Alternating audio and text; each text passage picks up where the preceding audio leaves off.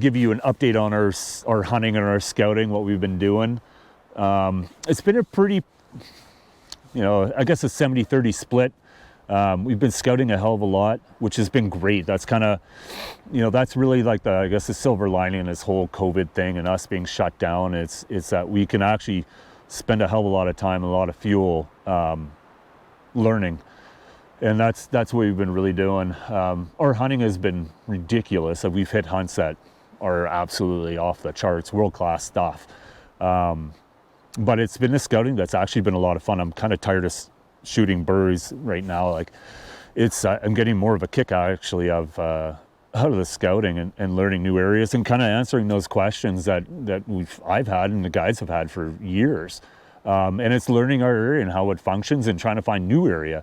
But really, like, the biggest thing, I guess, is different this year is the weather is actually really stable for once. It's like almost been since 2016. It's just, hell came and it just gave us everything. Every rib shot you could take, we got it. But this year is like, of course, the stable year, very predictable. This is what it was like 20 years ago. Farmers are done their harvest. We haven't had a lot of rain. It's fairly dry, but it's just been that, perfect winds and just kind of nice warm weather. It's been 70 degrees as a high. Like right now it's actually dropping, but the highs have been like in the 70s and lows have been in like the 40s. So it's October 6th, 2020. So that's a typical temperature that we've, that it should be and we've had for years. But it's obviously it's back this year, which is nice, but it's kind of sad because nobody's here. But so our scouting it's actually quite fortunate for that weather, because our scouting, we can really, you can form patterns and come to conclusions basically on the birds and the landscape on its own, and not really having weather throwing these wild cards at you.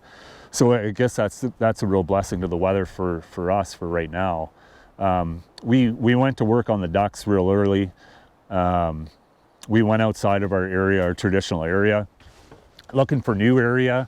And really what we were doing is you go to the maps kind of thing, and you look at the geography and do, okay, this looks like a decent area to work. And we've known these areas for years, just haven't ran the risk of going there and trying to, learn it and then come up with a really good hunt. So right now what we're doing is we're going to those areas and then really dialing them in and trying to figure out whether they do produce hunts. And we've struck gold on 3 when we hunted 2 of them, and yeah, they're really good areas. They got good crop, good terrain for us to hide in those fields, and the potholes are deep. And what we kind of notice is the potholes, they have these deep sections, which is good for when it's, when you're in a dry season, but they come up. So there's almost like a 2-level,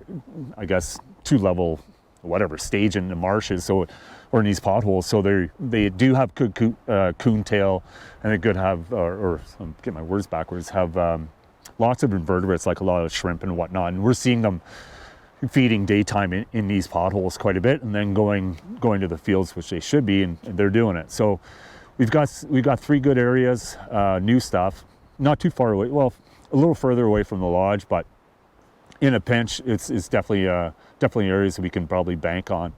And then we switched to cranes. Cranes have been really good. So we have this area called Crane Land. So basically it's an area that has these 2 defining features, and in between the features are the right amount of potholes, the right amount of alkali lakes, pasture, and then cereals. So I'm sure some of you who've hunted with cranes with us over the years, you recognize the area. Like some of the spots we hunt, they're the same spot year after year after year, and it's the same birds. If you don't disturb the roost, yeah, you can hunt that population for years. They're very habitual bird. Once they pick that roost, they will go to that roost year after year for generations. And then it's actually the fields within a certain radius of that roost, it'll be the same thing. They will be there. So what we did, we pinned a point dead center of Crane Land, and then we created a radius, you know, within basically was in, you know, driving distance from the lodge within reason. And we worked that outer radius. We came up with cranes, you know, so this is outside of crane land, but we came up with cranes, but not good numbers. The land, all of a sudden it goes to huge block fields, like square mile by square mile, and not enough kind of diversity in the terrain for them.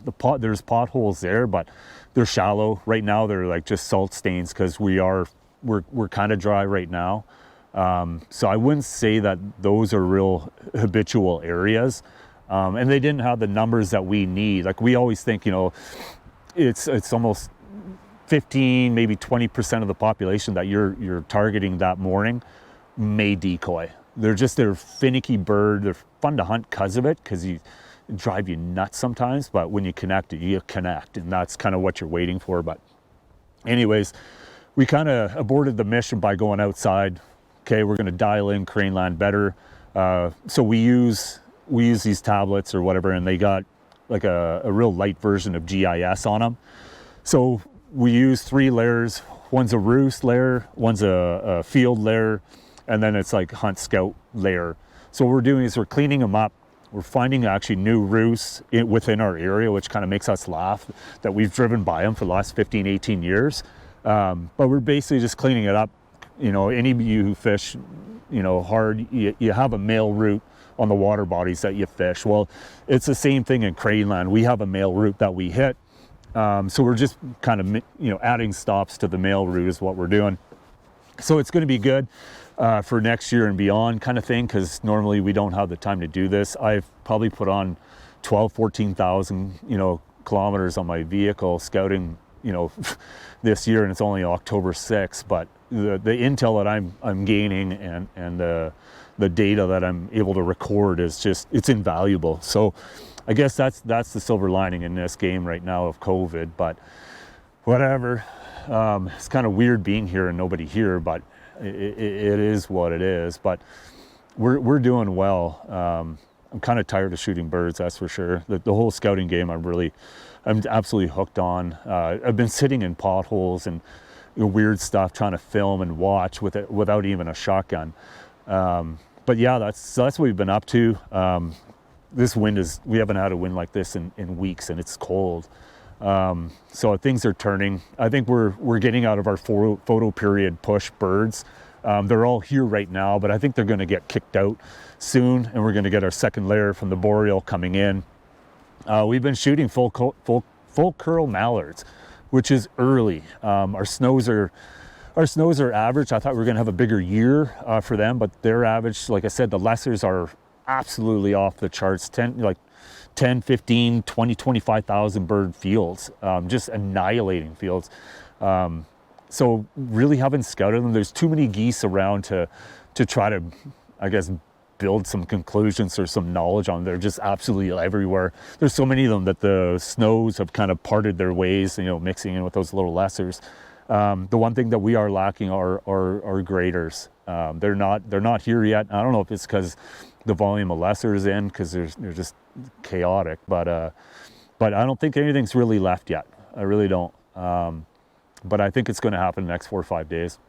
Anyways, that's my hunt scout report. I'm absolutely frozen. I was out all morning, got the chills, and now I'm sitting in the wind. But anyways, that's almost like 9 minutes. I'm sure most of you kind of hit stop at 1. But anyways, you've watched the whole thing. That's where we're at. Miss y'all big time. It's sad, but we're doing good. We're learning, and yeah, we're just going to be bigger and badder for 21 and beyond. It's like this is like the, I don't know, the pre-match where you're throwing your gloves down. So I kind of feel good about it. But anyways, I got to go home. Got to go see my son. He's got hockey tryouts tonight, and yeah, should be or it's tonight or tomorrow. Anyways, I'm going home tonight, and yeah. Anyways, gonna come back in a couple days, just after our Thanksgiving. I've got a couple friends coming out and gonna help me out with some shooting and then with some learning. So that'll be the next block of footage. But anyways, yeah, over and out. Peace out. Hope you're all doing well. Later.